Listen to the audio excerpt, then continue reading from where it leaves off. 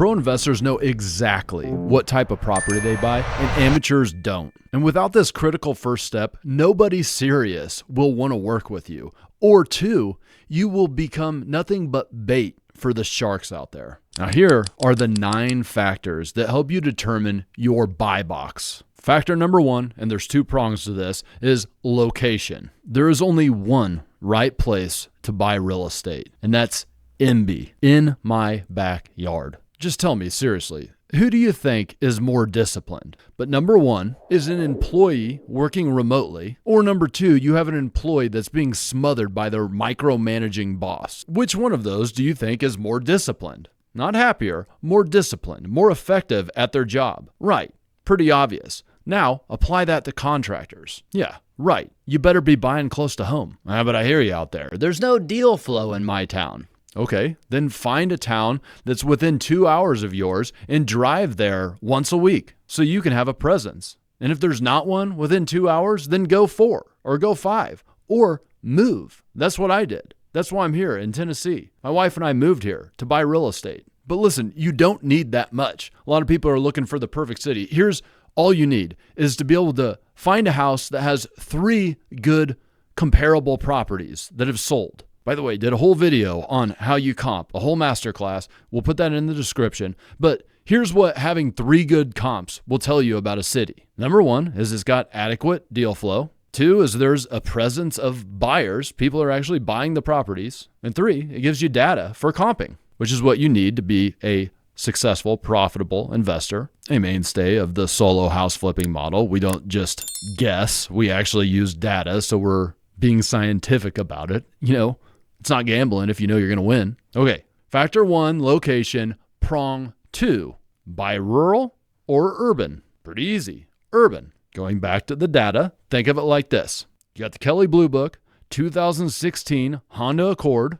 I know the value, exactly. Or I'm at a classic car auction getting a 1932 classic hot rod. Well, that depends on a lot. Depends on the story behind the vehicle. Depends what kind of shape it's in, what kind of maintenance, repairs, what kind of temperature there is for that kind of purchase. Kelley Blue Book, urban. I know what I'm getting. Classic cars, that's rural. Could be awesome, could really suck. I don't like guessing. Factor number 2, property type. Here's the list. Main categories are single-family homes, small multifamily homes, that's 2 to 4 units. We got condos or townhomes. I classify those as the same. Number 4 is you got land. Number 5, you got small commercial. Number 6, you got big commercial. There's lots of subcategories in that, but let's not worry about any of that because we're only talking about one category. Because I believe all investors should start with either single-family homes or small multifamily, 2 to 4 units. So I guess 2 categories, but that's the one category now. It's the perfect mix of profitability and control. Here's why.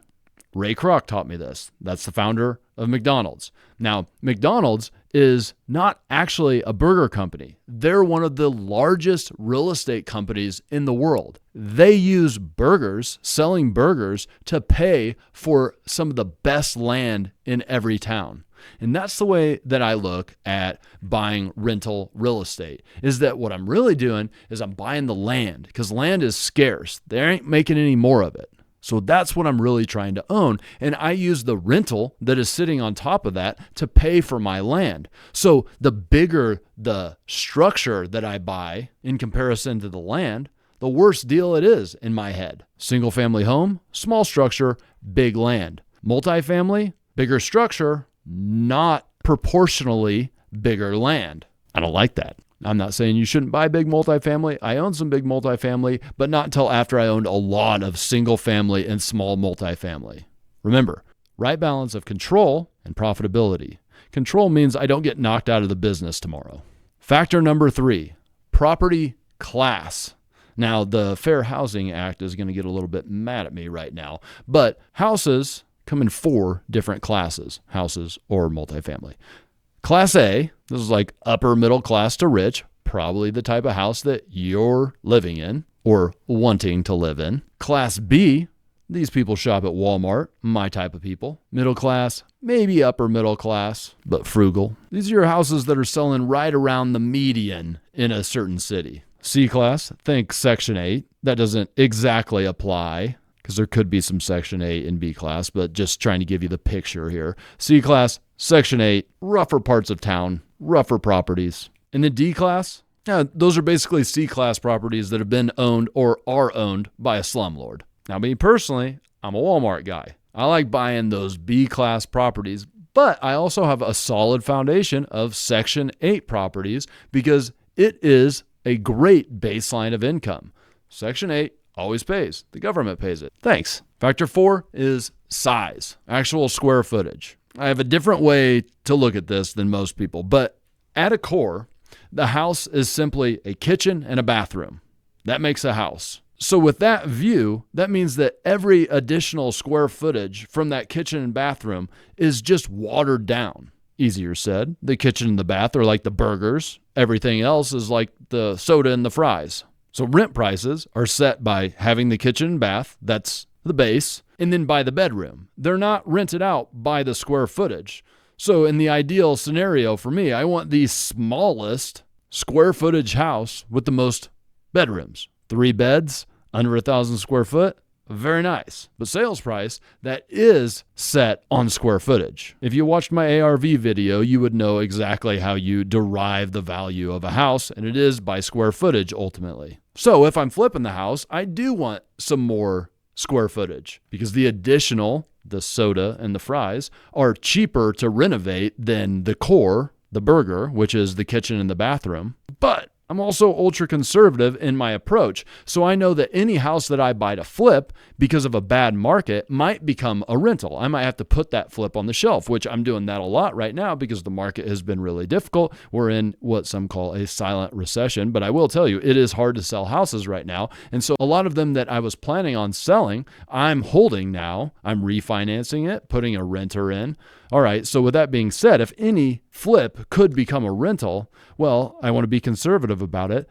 Therefore, I buy something right in the middle. Most of my houses are 1,000 to 1,600 square feet. That's the happy medium for me. But I do have a handful of houses that are over 2,000 square feet that I ended up having to hold as rentals when I had planned to flip them. And it's just that the cost to own those versus the rent income that I get is not very good. Factor number 5, age. There's really 3 time periods that I think about when I think about houses. Number 1 is historic. This is like World War II and before. For those of you that don't know, that's like the 1940s, 1950s. And have you ever heard they don't build them like they used to? Well, they do. They build them a lot better than they used to. Those houses are usually problematic. 2 is the modern building area. This is like the 1950s on. And I know that's like a really big span, but there are houses that are built like the house that you live in, that you're used to seeing.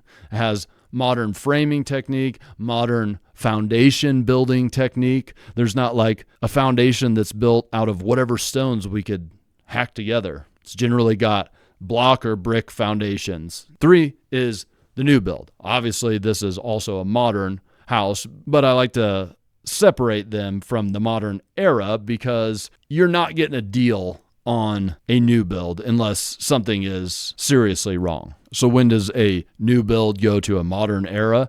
Whenever I can get a deal on them. That's when it would be a house that I'd actually buy. And here's the main thing with historic houses. They are pretty. There's some like really cool houses. That's not why we buy houses though.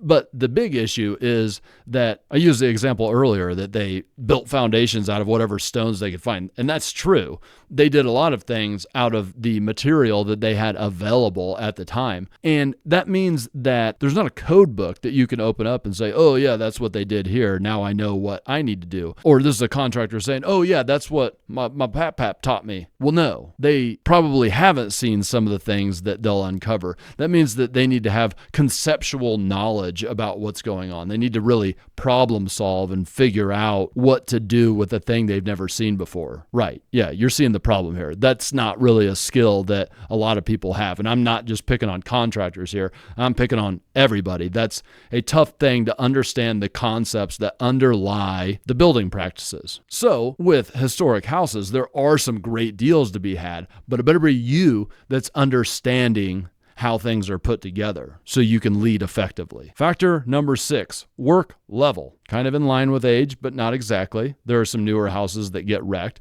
So we have 4 levels. Number 1 is clean it up and list it. That's the whole tale. You're not going to do much with it. You're just going to list it. 2 is cosmetic. That's the lipstick flip. You're going to paint the walls, maybe put on some new hardware, maybe some new floors, make the kitchen look a little bit nicer, and you're going to list that thing. The lipstick on a pig. 3 is a deep renovation. That's a gut job. That's where you take the drywall off. That's really the determining factor between a gut job and a cosmetic is the drywall comes off. Drywall comes off, that means you got to do mechanical, electrical, plumbing. Anything that you touch there, you're going to need to bring up to code, current codes, because things that are already existing are a lot of times grandfathered in. This is not a cutting corners thing. This is a codes rules kind of thing. And finally, there's actual building, either doing an addition on an existing house or a new build altogether. When you're starting out, I think you should absolutely be going for one of these cosmetic repairs. This is going to get your feet wet. It's going to get you relationships building with some contractors. It's going to let you see the things without taking on something that's over your head like a gut job or a new build. And then the whole tails, well, that would be great, but that requires you to really build the skill of being able to go out and get great deals. Factor number 7, that's style. Now, when I first started in real estate, my realtor asked me,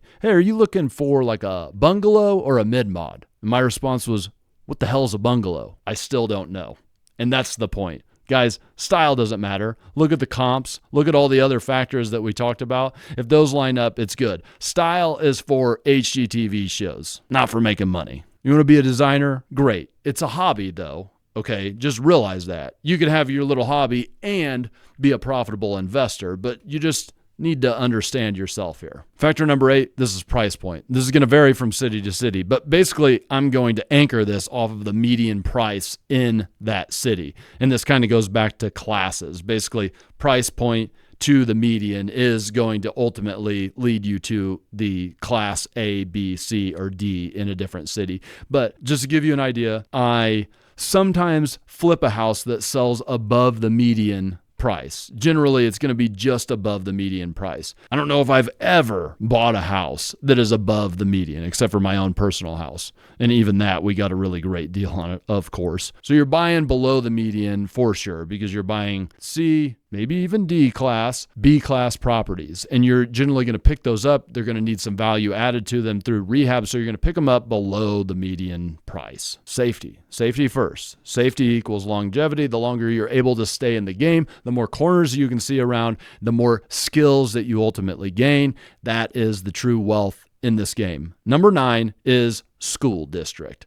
Okay, well, here's the thing, is buyers and renters are certainly going to be thinking about school district. But honestly, when I'm buying houses, I don't think about that at all because it's obviously already priced in to the deal, right? Nicer school district is going to sell for a higher amount, but I already saw that when I was comping it with the one caveat. There are certain houses that are on like the edge of a school district, and you might get confused when you comp the house that, oh, I was using these expensive comps, but this is actually in the worst school district, therefore it wouldn't be as valuable. But that all goes back to my comping video, which, like I said, we'll link up. Okay. So how do these 9 factors that make up your buy box make you a pro investor overnight? 3 reasons. Number 1, they free up your bandwidth. Number 2, they build your intuition. And number 3, they make you a marketing machine. Let me explain. Free your bandwidth. Now, once you know what your buy box is, you can stop thinking about it. You can stop worrying about it. You know exactly what you're going to buy, when you're going to buy it, what type, what price, what style. And now your brain space is cleared up for the things that you really need to be out there doing, which is number 1, finding and closing great deals. 2, managing and recruiting great contractors. And 3, your personal and your family's health. 2 is you're going to build your intuition. If you got a coon dog, you going to take him squirrel hunting? No, because a coon dog learns how raccoons think. They know what their moves are before the raccoon knows what their move is. But a squirrel, that's a totally different game. Might seem like all hunting dogs are the same, but they're not. They learn one thing and they learn it and it becomes an instinct for them. Same thing with real estate. You're not just a real estate investor. You're a real estate investor who buys single family homes or multifamily homes, this age, this neighborhood, with this work level, with this blah, blah, blah, blah, blah, blah, blah, blah, blah, blah.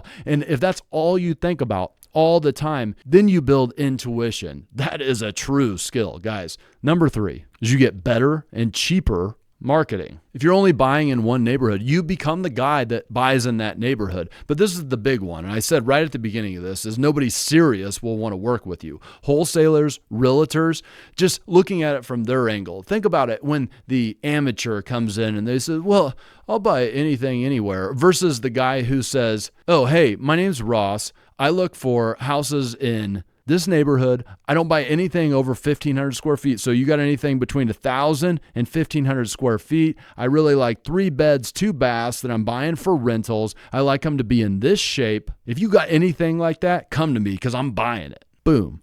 Not only that, but you're probably going to send direct marketing to these guys ultimately. You're going to send out postcards that say, hey, I want to buy your house that's next to the Hardys over on 3rd Street. And by the way, I did 3 others in that neighborhood. You probably saw my sign when you were driving home that day. That's a flywheel. You buy that house, you start working on it, you go talk to the neighbors, they know who you are. Maybe have somebody else do that because I don't like talking to neighbors either. All right, finally, what are the steps you need to take to build your buy box? Research. Guys, you heard everything that I have to say. I gave you my advice on what I think you should be buying, but research, figure out what sits well with you. Use a Zillow to do it. Get a realtor, maybe go on some showings yourself. Maybe just do some driving around, get a feel for the different neighborhoods. Next, you're going to pick 3 neighborhoods, not all the neighborhoods. You're going to pick 3 neighborhoods and learn them like the back of your hand. You're going to know what houses sell for, what price per square foot. So when somebody calls you and says, hey, I got this house for 1,200 square foot, you're going to be like, oh, I know that houses there sell for $200 a foot. So that one's going to sell for $240,000.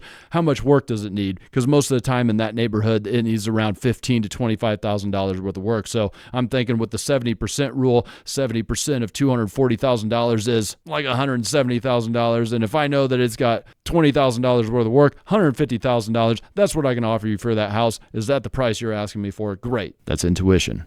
That is your comp radar, your ARV radar. Once you have that, you can go market with either direct to seller, with wholesalers, with realtors, and then you're going to buy. That's the end, folks. That's how you build your buy box. That's what you do with your buy box. And once you figure that out, every other decision gets way easier and you can focus your attention on all of those other decisions. Hope this helped you out. You really should figure out how you comp properties appropriately. Like I said, I did make a whole video about that and I am going to link it right here. Check it out. Thanks for hanging out.